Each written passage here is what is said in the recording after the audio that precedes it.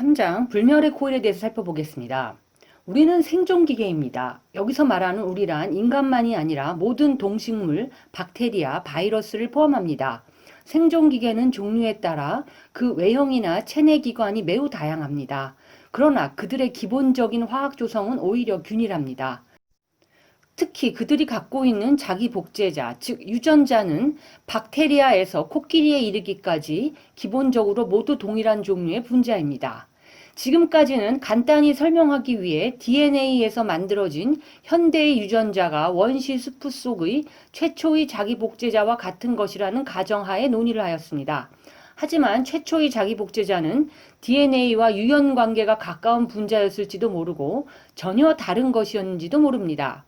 강탈자이건 강탈자가 아니건 오늘날 DNA는 생존기계를 소나기에 쥐고 있습니다. DNA 분자는 뉴클레오티드라 불리는 소형 분자를 구성 단위로 하는 긴 사슬입니다. DNA 분자는 아름다운 나선형으로 맞물린 한 쌍의 뉴클레오티드의 사슬인 이중 나선으로 불멸의 코일이라 불립니다. 뉴클레오티드를 구성하는 단위는 단지 4종류인데 이름은 ATCG, 아데닌, 티민, 시토신, 구아닌입니다. 이것들은 여러 동식물에서 동일하며 다른 것은 단지 연결 순서입니다. 인간의 G 구성 단위는 모든 점에서 달팽이의 G 구성 단위와 같습니다. 인간의 구성 단위 서열은 사람 사이에서도 차이가 큰 것은 아니지만 다릅니다. 일란성 쌍생아의 경우에는 동일합니다. DNA는 우리 몸속의 각 세포에 살고 있습니다. 한 인간의 몸을 구성하는 세포는 평균 약 10의 15제곱개입니다. 예외적인 경우가 있기는 하지만 세포 모두에는 사람 신체의 완전한 DNA 사본이 포함되어 있습니다. 이 DNA는 뉴클레오티드의 ATCG라는 알파벳을 이용해 몸을 만드는 방법에 관한 한 세트의 지령이라고 생각해도 좋습니다. 그것은 마치 거대한 빌딩의 모든 방에 그 빌딩 전체의 설계도를 넣어둔 책장이 있는 것과도 같습니다. 세포 내의 이 책장은 핵이라 불립니다. 인간의 설계도는 46권이나 되며 이 수는 종에 따라 다릅니다. 우리는 각 권을 염색체라고 부릅니다. 현미경으로 보면 염색체는 기다란 실처럼 보입니다. 유전자는 그것을 따라서 질서정연하게 줄지어 있습니다. 어떤 유전자가 어디에서 끝나고 다음 유전자가 어디에서부터 시작하는가를 판단하는 것은 쉽지 않으며 실제로 의미 있는 일이 아닐지도 모릅니다. 여기서 권은 염색체를 나타내며 페이지는 유전자를 나타내는 의미로 비유적으로 사용되었습니다. 자, 그럼 여기서 유전자란 무엇인지 좀 더 자세히 알아보고 넘어가겠습니다. 자, 그림을 잘 봐주세요. 세포의 핵에는 염색체가 있습니다. 염색체는 평소에는 실처럼 풀어진 상태로 핵 속에 퍼져 있어서 잘 안 보이다가 세포가 분열할 때만 똘똘 뭉쳐서 염색체의 형태로 나타납니다. 염색사란 즉 염색체가 실처럼 풀어져 있는 상태입니다. 염색사는 털실을 꼬아 만든 뜨개실처럼 가늘고 긴 사다리 모양의 끈이 히스톤 단백질이라는 것을 감싸면서 똘똘 말려있는 모양으로 되어 있습니다. 히스톤 단백질을 감싸고 있는 긴 끈이 바로 DNA입니다. DNA는 히스톤 단백질을 1.65바퀴 감는 구조를 하고 있습니다.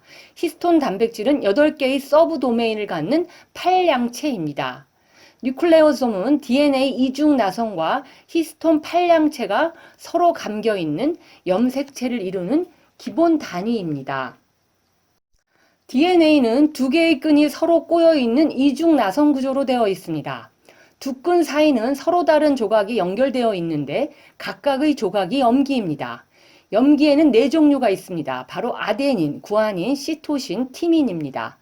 아데닌은 티민과 구아닌은 시토신과 결합합니다. 연결된 염기를 염기쌍이라고 하는데 인간의 DNA에는 32억 쌍의 염기쌍이 있습니다.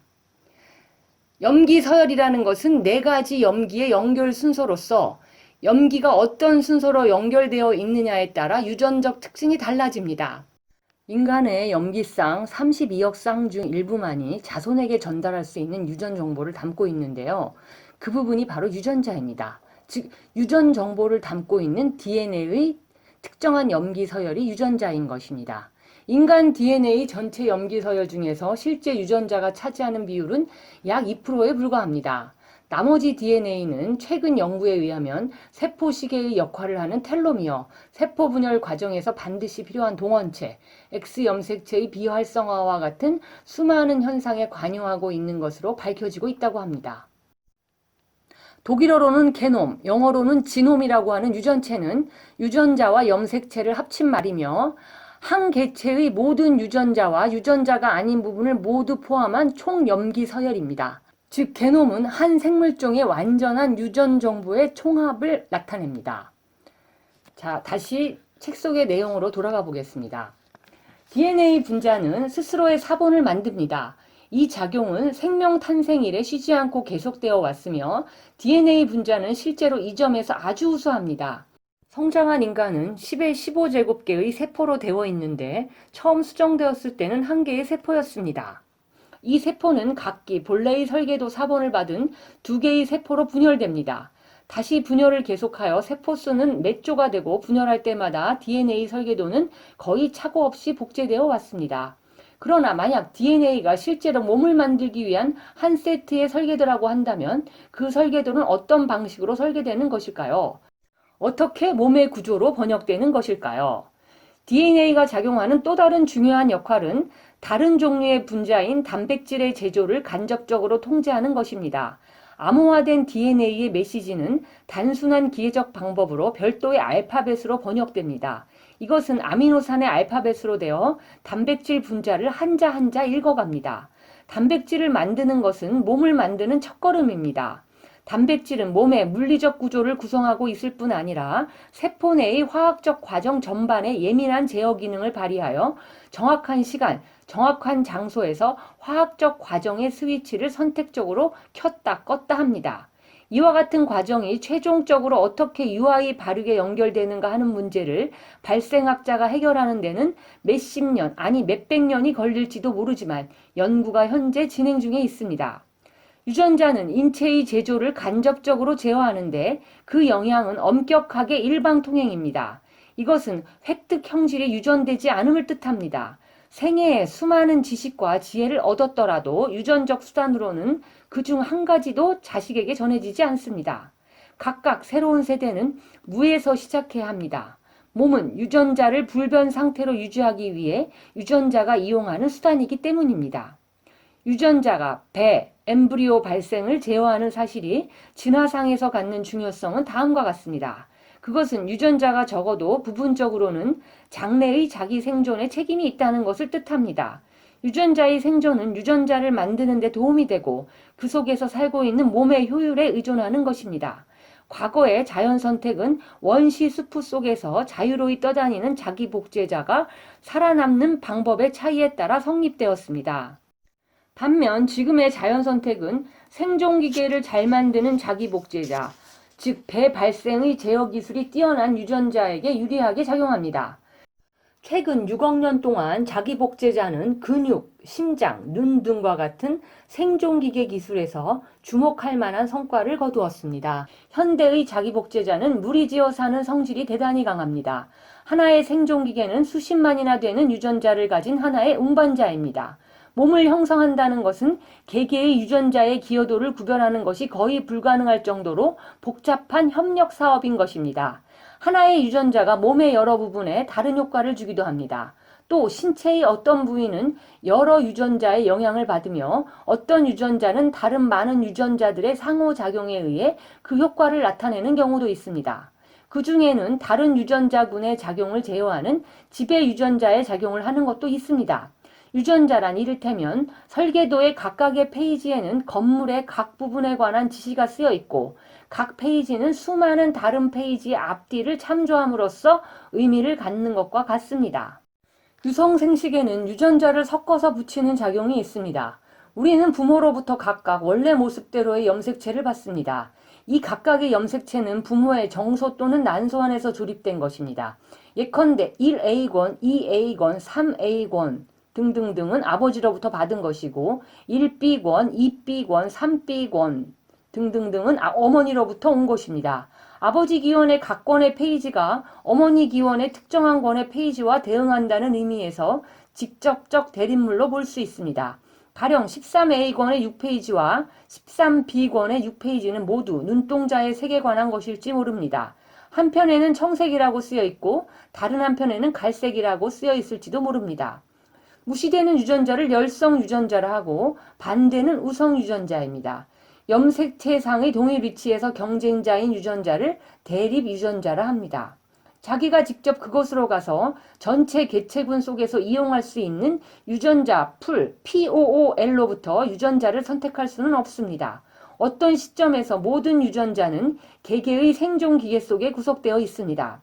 유전자는 수정 시에 우리가 할당받는 것이므로 우리가 할 수 있는 것은 아무것도 없습니다. 유전자 풀이란 유전학자가 사용하는 학술 용어입니다. 가령 유성생식은 조작된 방법에 따르기는 하지만 유전자를 서로 섞어서 붙이기 때문에 유전자 풀이라는 말은 훌륭한 추상적 개념이 됩니다.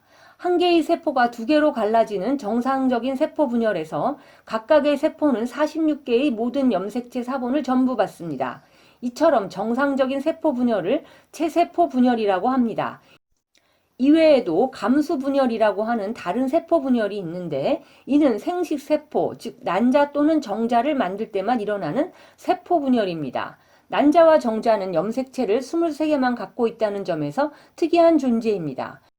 46개의 염색체의 완전한 두 세트를 갖는 한 개 세포가 분열하여 한 세트에 23개의 염색체를 갖는 생식세포가 됩니다. 정자 형성 중에 단일 페이지 또는 여러 페이지가 뭉치로 빠지고 짝이 되는 건에 맞는 페이지나 뭉치로 교환되는 것입니다. 그래서 어떤 정자는 1A권의 첫 페이지에서 65페이지까지 그리고 그 다음은 1B권의 66페이지부터 끝까지 이어져 제1권을 만들 수 있습니다.